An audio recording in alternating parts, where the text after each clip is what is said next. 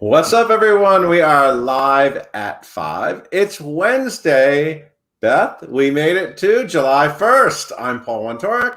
I'm Beth Stevens, and I'm surprised, actually. And we're joined, as always, by Caitlin Moynihan. Yay. Hello, everybody. And her coach, Brick. Hey, Beth. There's a Live at 5 regular today here, somebody we really like. Who is our guest? The one, the only John Riddle is with us. Whoa. Very exciting. He's regular. Yeah. Current cast of Phantom of the Opera. Most recent cast. Most recent. Yeah, we don't know. We don't know how to say. Recently seen on stage. That's right. Yes. And he's fantastic. We're going to find out what he's up to. But first, we're going to do a little bit of news.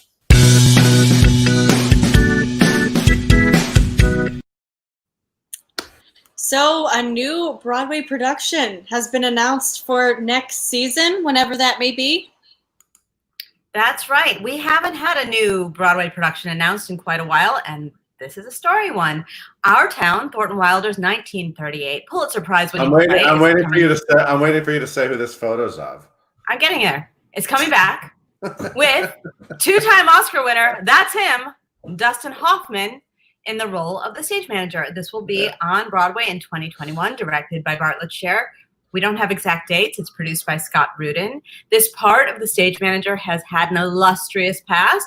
Paul Newman played it on Broadway. Mm-hmm. Henry Fonda played it on Broadway. My Dear Spalding Gray played it on Broadway. And now Dustin Hoffman will play this role. This is, of course, the classic Thornton Wilder play that everyone loves. Now, here's another little tidbit. Dustin Hoffman has not been on Broadway. At the time that this comes along, whenever that might be, it'll be 32 years since he's been on Broadway. His last Broadway role was in 1989 when he starred as Shylock in The Merchant of Venice. So you didn't mention my first stage manager that I saw on Broadway. You probably don't even know he did it. Tell me. I want to know. When I was in high school, we took a bus trip to see the Spalding Gray production. At the Lyceum, I saw that. Yes, he had already left. Oh. So do you know who took over? Don Amici. Don Amici.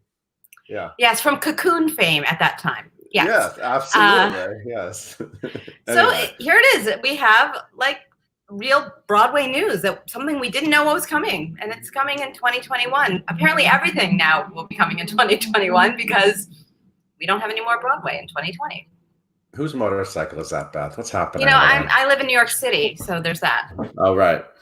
Yeah.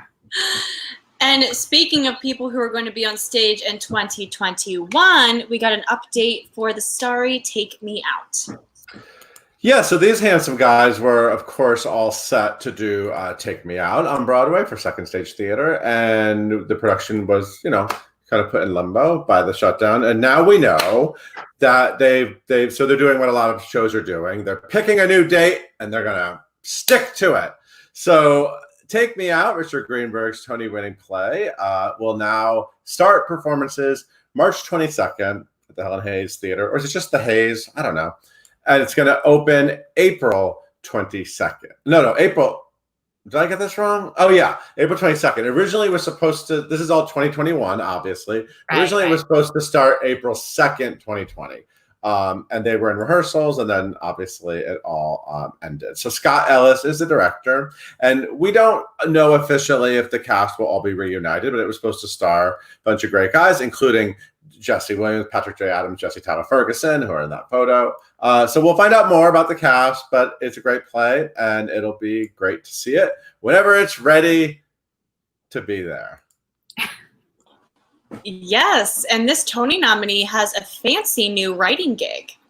That's right. That is a picture of the gorgeous and talented Dominique Morisseau, who wrote the book for the Temptations musical Ain't Too Proud and got a Tony nomination for that book. Now she has written HBO's Unruly, which stars Mahershala Ali as boxing legend Jack Johnson.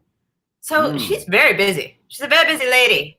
And this will come out soon, I guess. I mean, it's just been picked up as an HBO limited series, which is always fun because then you can watch more than one episode. It's based on the PBS documentary Unforgivable Blackness, The Rise and Fall of Jack Johnson, which was produced and directed by famous documentarian Ken Burns, and it's also based on a book. So something fancy and new from Miss Mauriceau, and who was also on Live at 5 and one of my favorite playwrights. And she is known for her plays Detroit 67, Paradise Blue, Skeleton Crew, Pipeline, and more, a proud native of Detroit, Michigan. So check that out when it comes along. Cool. And be sure to put this freshly announced live stream reading on your calendar so you don't miss it. Yeah, so Julianne Moore is getting into the live reading game, and that's her with Caitlin Dever. And they will be doing a play for MCC Theater. It is Peter Hedges' play, a very talented writer and director, Peter Hedges, and it's called Good as New, and Peter Hedges will direct it because he's a very talented director, like I said. This is all happening on MCC's YouTube channel on the 16th. So you have a couple weeks to get ready for it at 7 p.m. And all the tickets benefit. So that they do it for MCC is they actually sell tickets to see it, well-priced, reasonably priced tickets. And it's to benefit MCC's Be Our Light campaign. And any money raised will be matched by the board of MCC. This is a one-act comedy centering on a learning to drive daughter who comes face to face with the mother she thinks has let her down. So there will look at that casting; they really look like mother-daughter, don't they? They'll be driving from their computers at home. Clearly, that's what's going to be happening. You know who Julianne Moore is? She won an Oscar for Still Alice. I actually forget that's what she won for. And she has 4 additional nominations, including my favorite, which was The End of the Affair. You didn't know that, did you, Beth? I did. And she has an Emmy Award for Game Change, and she was on Broadway in The Vertical Hour, and Dever was in Booksmart with Beanie Feldstein. You might know her from that. And previously, MCC did Beirut with Marissa Tomei and Oscar Isaac. So anyway, it's going to be another, we're going to keep doing these, Beth. We're doing Yes, we are. And the stars are getting starry. Is what we do. Yes, and speaking of stars, this one is going to be part of a very special virtual presentation of a fan favorite score. That's right. That's, of course, Ramin Karimloo, and he is going to be performing Songs for a New World. That's Jason Robert Brown, Songs for a New World, with Rachel Tucker and Cedric Neal. This is virtual because everything is. I love how they say it was filmed entirely in isolation, which makes it sound like they were in like isolation tanks, but probably just in front of their screens.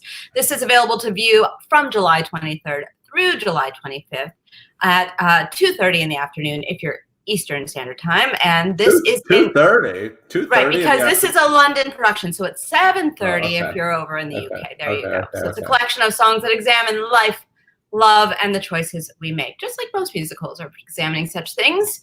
And so this is directed by Semi Campbell with music supervision by Adam Hoskins and musical direction by Josh Winstone, and it's in association with The Other Palace, thus the UK connection.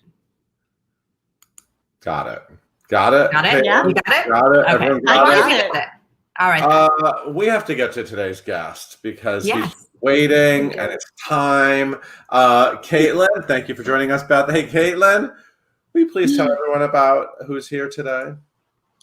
Gladly. Yes, you guys, today we got John Riddle joining us for a fun episode of Live at 5 Home Magician, live right here on Facebook and YouTube. Prior to the Broadway shutdown, y'all probably saw John as he was Raoul in Phantom of the Opera on the Broadway.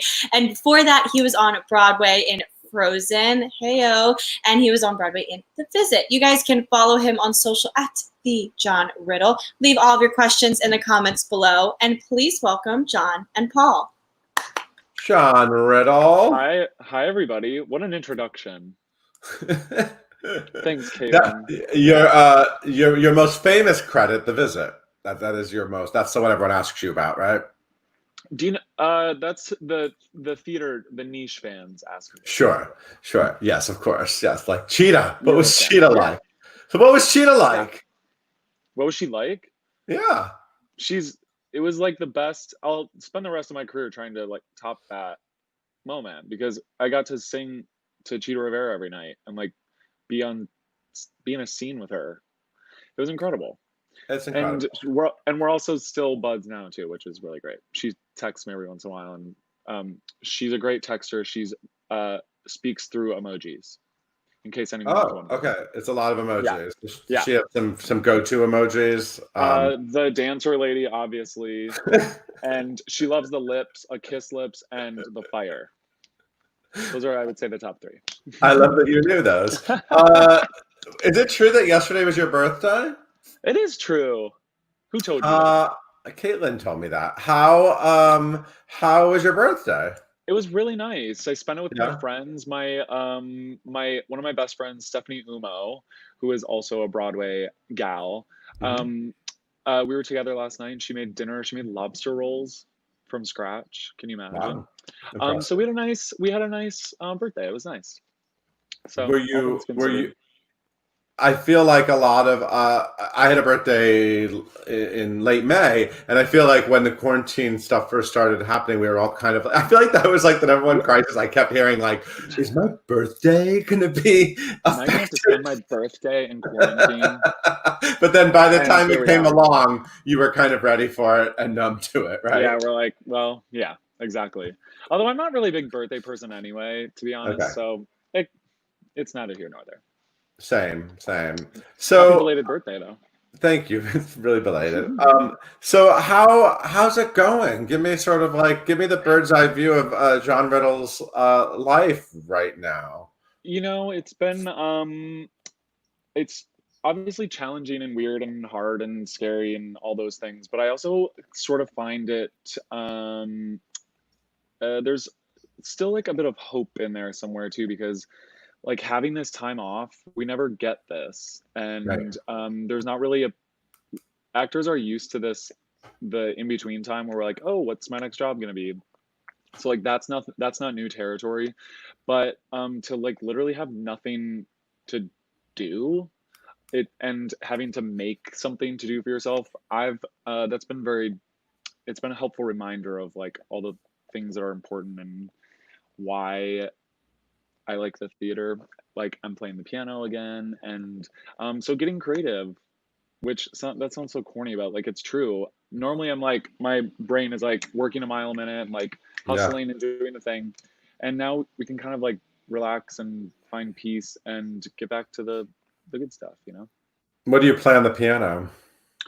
Well, when I learned classically, so I read off the page, and I'm trying desperately to teach myself just reading chord symbols. So that's been my project. Asked me if I practiced in the last week, and the answer is no. So I haven't been playing. No, but it seems like your career has been on a roll. Like you've been sort of like, you went right from Frozen right into Phantom. I mean, that's how it looked to me at least. Yeah. Yeah, it really was that, wasn't it? Yeah, it was. Yeah. So I moved across the street. Right, you moved across the street. Yeah. So I could see how it might be nice to sort of have a moment when you take out the pressure of competition, when it's not like, well, what are the other people doing, which is a big part of careers. Then once you take that out, and once nobody is actually doing, then maybe that allows us all to sort of take a breath. Yeah, I think so. And that's the kind of cool thing too, is like that breath is happening collectively. We're all like we're all in the same boat. So there's something kind of beautiful about that, and like seeing the stuff that you guys do and like bringing everybody together, and the way that it just reminds us that we are like what a little special community we're in, and reminds me that I want to keep being in it. Well, good, because it will be back. It might be different, or things will develop, but it's going to be interesting to see. I think that's sort of exciting too, though, right? Like that it's going to be a new Broadway, whatever that is, which is sort whatever of that interesting. is. Yeah, so we'll see. Right. It's kind of exciting. And Raoul. I just hear Christine say it when I hear. It's just I hear it like in her voice, Yeah. Yeah. Do you feel removed from that dashing romantic guy now? I was thinking the other day, I don't know if I know any of the words anymore, or like where I would stand on the stage. If we had to go do the show tomorrow, I'd have to get the script out. So yeah, I Well, guess, yeah, yeah, there's going to be a big ramp up in rehearsals for yeah, this. absolutely. Yeah, so we remember how to do it. Yeah, Do I feel removed from him? No, but I do miss it. I miss doing the show. yeah, It's like, yeah. Does it? I mean, like when you take out the highs of performing. Like I know that a lot of performers, like when you're performing, you're literally like operating at like 200%, and then a show yeah, ends, and that's why actors can't like go right to sleep. So it feels like you're kind of just always in that rhythm of on and off a little bit, and now that rhythm is gone a little bit. yeah, and that's part of what, like, I was like, the other day I was like, do I know how to sing anymore? Because I just sing in the shower. That's about it. I'm not singing it, and trying to keep that all in shape. Not that it has anything to do, but so yeah, which that's also part of the, like, the break part of it too, which is Mm-hmm. what I'm reminding myself. What kind of conversations are you having with friends and like other actors? I mean, there is the most recent announcement now that Broadway will not be back this year. Hmm. I see on my social media people are just sort of like, oh, okay, this just keeps getting like a little more real. How are people sort of Yeah, staying healthy and mentally healthy? And I mean, it seems like relationships and friendships must be a big part of this. yeah. Oh, I mean, and thank God for the internet. Thank, like, for Zoom, and Yeah. you know, but it's that's the I said earlier, it was like, that's the scary part of it. It's like, well, Yeah. because in my mind I'm like, what am I gonna do until January? Like, when you wake up every day and you're like, that you don't have you don't work to go to or an audition to go to. Right. Um, the I'm still in New York, so my work has been, I've been going to the marches, and so that's felt like a bit of work and being a part of Sure. the social change right now. So Yeah, that's there's a good. lot. There's a lot to be socially active. Let's Yeah. let's let's let's lighten up the mood by looking at this picture. Oh, look at that. I just love that That was picture because the best day. That Broadway Barks, right? yeah, Broadway Barks. I love That was the best day. We just got to go and play with dogs. It was amazing. Do you The not problem have is one? though, no, the problem You're, is though, is that when you go to those, then you want to buy a dog, or you want to adopt a dog. adopt. Adopt. Don't shop. Yeah, Don't shop. correct. Adopt. I really desperately want a dog, and now is the time to have one, I guess. Yeah, now's the time. Have a That's little, one. That's yeah. something you could do. That is Teach something the I could dog do. to not pee and eat Yeah, things and eat your yeah. shoes. And Do you have a dog? I You have a do. dog, He's right? right over there Yeah. sleeping. He sleeps like right next to me Oh, while I'm working. It's really cute. good. You have And a he dog? just got a haircut too. But I don't want to bother him because he's really well rested right Yeah. now. He's Yeah. like, can you guys be quiet? He's actually, the working from home thing, like you just kind of get used to it. Yeah. Everything just like it's weird that you don't think the world could like change and what you do day to day, but it does. It really Yeah. does. So Absolutely. what's it been like in New York? Because New York has lightened up a lot from Yes. what I hear from friends who are in the city. Yeah. Yeah. What's it At the like? Have you jump, it been was. getting out? Yes, I have been. So I had coronavirus early back in March, and so I Okay. feel a little that's taken a little bit of that pressure away. Yeah. So I get out on my bike and go on big bike rides, and the first time I went to Midtown and rode past all the theaters, and it's spooky being in Yeah. Midtown and seeing it. You never see the streets empty like that. And it's funny because I was telling a friend of mine, the theaters look like little, they look so small. Broadway looks so much smaller with no people around. I don't know how to describe Right. that really, but it looks like these like fake little It's a Small World ride at Disney World where these huge shows happen inside. Yeah, I've been getting outside, and it's kind of, there's something kind of nice about it, because there's a lot of people who aren't here, obviously, and Mhm. so there's just sort of like, it feels very like a the community is very strong here, I would say. Yeah. And so that kind of feels good. I think New York is going to change after this too, you know? Yeah, I definitely think so. How long have you lived in New York? I moved to New York 8 years ago in April. And Cool. then I moved to Brooklyn 3 years ago, and now I kick it here. Isn't it weird that I could tell you were in Brooklyn from the window? I was just like, that It is doesn't, a very, I don't know what I'm looking at, but is that like a front stoop? Is that what I'm looking at? Yeah, I live in a brownstone, and that's my Nice. neighbor next to us. So I'm on the ground floor, and so there's a that's not my stoop. I wish I had a stoop. That'd be nice. So it's like you can see people walk by. It's like Laverne and Shirley. Yes, except it's very. I used to love that show. It's very Laverne and Shirley. And I planted my window boxes out front. You can kind of see those. Yeah, nice job. So that's the kind of stuff we do. Yeah, you're getting stuff done. Yeah, I'm like, yeah, wow, who knew? You're biking, you're getting out. Are you binging TV, and are you like just? I just watched The Great on Hulu. Have you watched that yet?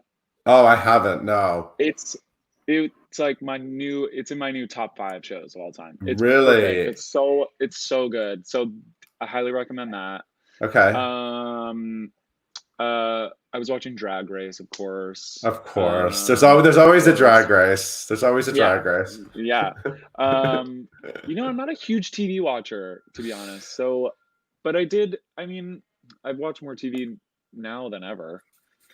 But now you were just telling me about the Unsolved Mysteries, so I'm gonna have to get into it. I was. There's a new version of Unsolved Mysteries on Netflix, everyone. What was that host?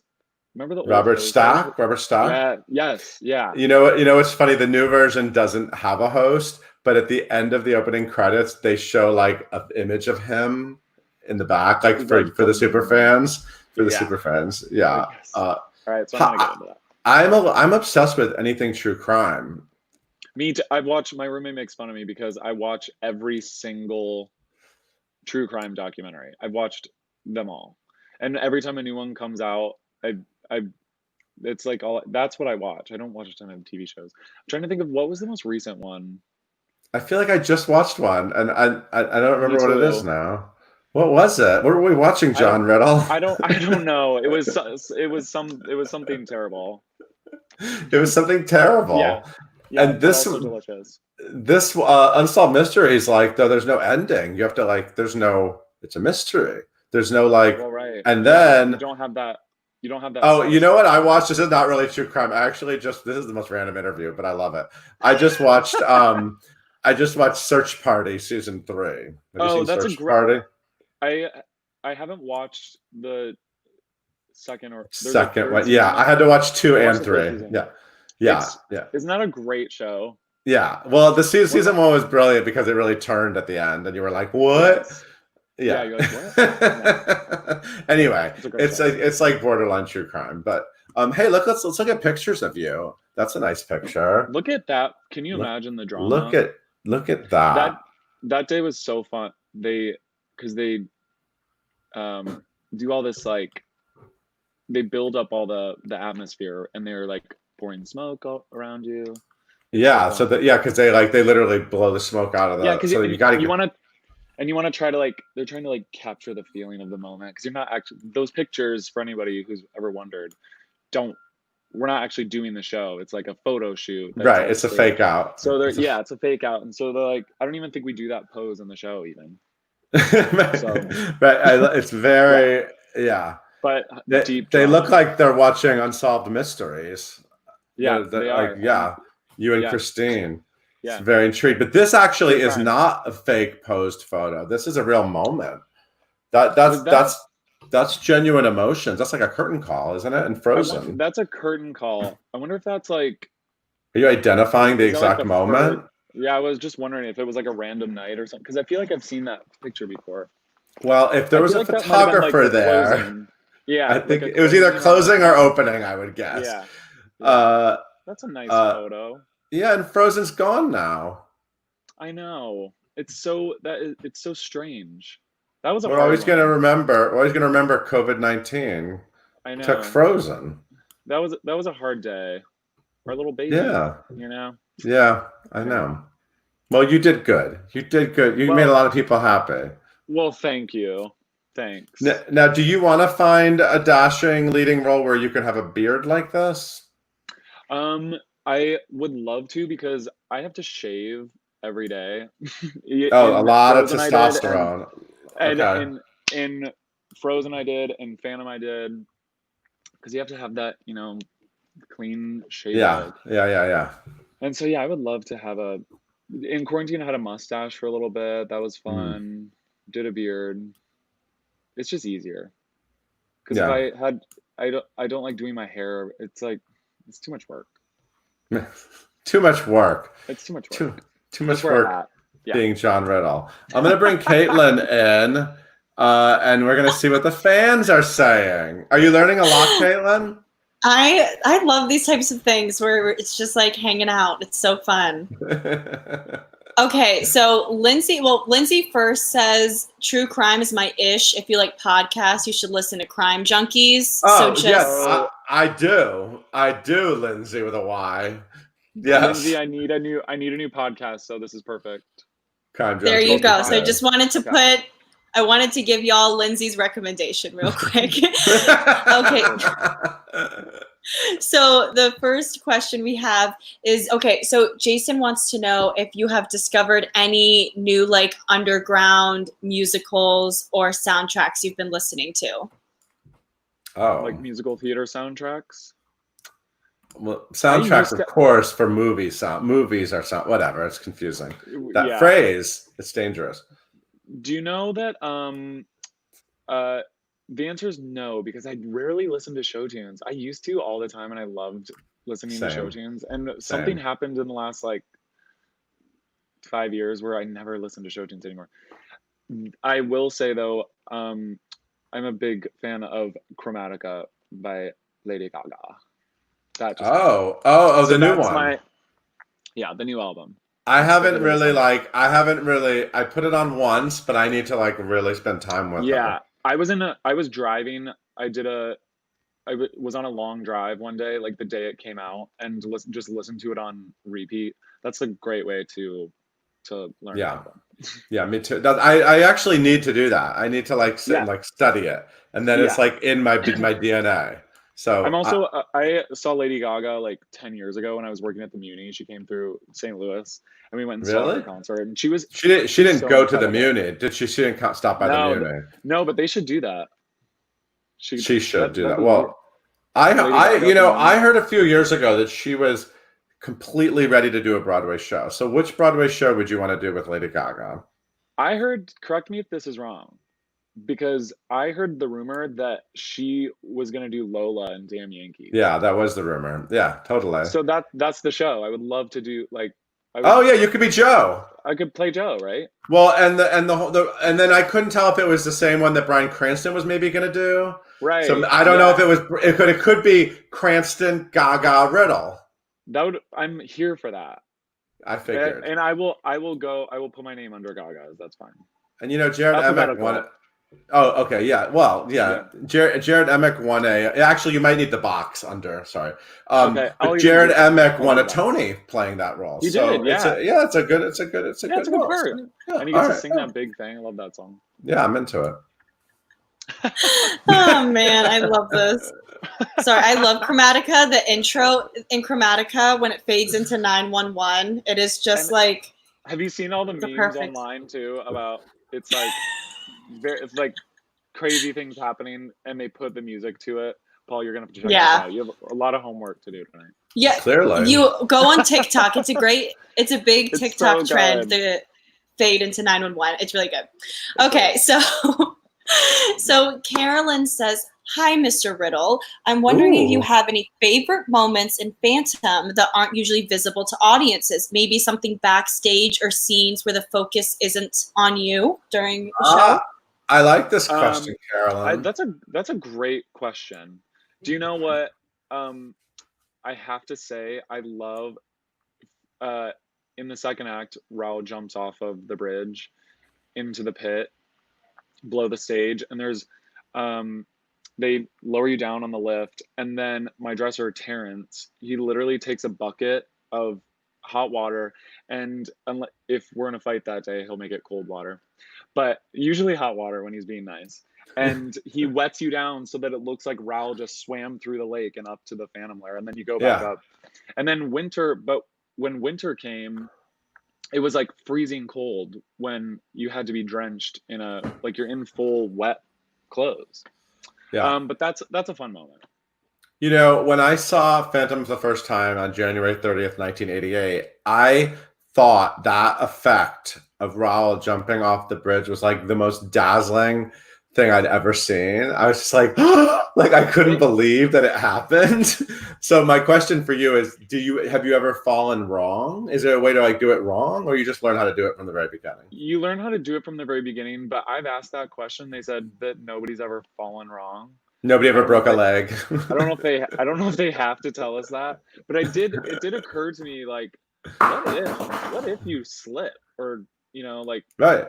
I don't know, it could be horrific. But so far the track, it's what, 30 some years? A lot of years, and I don't think there's been any broken legs. So, and it's still a cool effect. It's still cool. Yeah. It's still cool. Yeah, I'm into it. It's so cool. I love it. All right, I think we can end on this last question, again, about the Phantom. So Nico wants to know, how did it feel to take over a role that has been played by so many people before? And did you learn from them? Was it intimidating? Plus, Nico's a huge fan. Yeah, are you friends with any Raouls? Yeah, Jay Johnson was Raoul of course. right before me. So, and I know Jay really well. I know now I can't think of all the guys who've done it, but right. I know a bunch of them. Yeah. Well, Caitlin, I forget the question. But was it intimidating to take over the role? And did you learn from people? Huge fan. Thanks. He threw out the copied. Thanks, Nico. I listened to who was the original Raoul? This is terrible, but I can't remember that. Steve Barton. There you go. Thank you, Steve Barton. I listened to him from the time I was like 4 years old. Sure. And so I'm pretty sure that my performance, vocally anyway, is just a reproduction of Steve Barton. Actually, in the score, there's this one thing, I don't remember the words to the show, but there's this one part, and I remember in a music rehearsal, it's written on the page that something goes down. It's like, gun, gun, gun. But Steve Barton went, gun, gun, gun, and did it up. And that's just how I knew it. And it was also harder to do the down part. So I said, well, Steve Barton took it up. Can I take it up? And they were like, yeah, I guess if Steve Barton did it, you can do it. So, I copied Steve Barton's performance. Well, that's a good person to copy. But what I wanted to say is that a lot of Raouls have gone on to play the Phantom, including Steve Barton. Yeah. Would you want to do that? Absolutely. Yeah. That'd be so cool. Cool. I would love to. Yeah. One day. Sure. Why not? Yeah. Why not? I'm here for that. Yes. Come on. Oh, that's it. We're out of time. Are we out of time? We're out of time. I mean, we're out of time. Yeah. Beth, did you learn? Beth, you've interviewed John Riddle before. Did you learn anything from this inquisitive interview? Yes, I learned that Paul should be your agent because you need that box around your name on the poster for Damn Yankees. Well, yeah, if I can't get you above the title, you're getting a box. You're getting a box. Come on. That's right.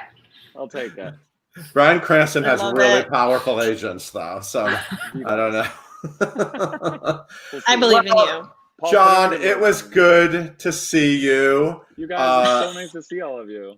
Keep in touch. We can't wait to see you jumping into the abyss on Broadway again someday soon. Because you can't do it wrong. Yeah, and you can't do it wrong. You can't do it wrong, apparently. Fantastic. Well, the first show back, I'm gonna break my leg. Stop. Don't say that. Don't say that. Stop. Don't even say that. Don't put that out. Don't put that out. This is a live show, so it's out. Thank you. Thank you again, Mr. Riddle. We'll see you soon. Thanks for having me. Caitlin, will you please take us out? Gladly. Thank you guys so much for tuning in for this very fun episode of Live at 5 Home Edition. You can follow along wherever you get your podcasts by searching for hashtag Live at 5 and hitting that subscribe button. Be sure to tune in tomorrow. We talk to stage favorite Marisha Wallace all about a fresh new video featuring some of your favorite queens from RuPaul's Drag Race.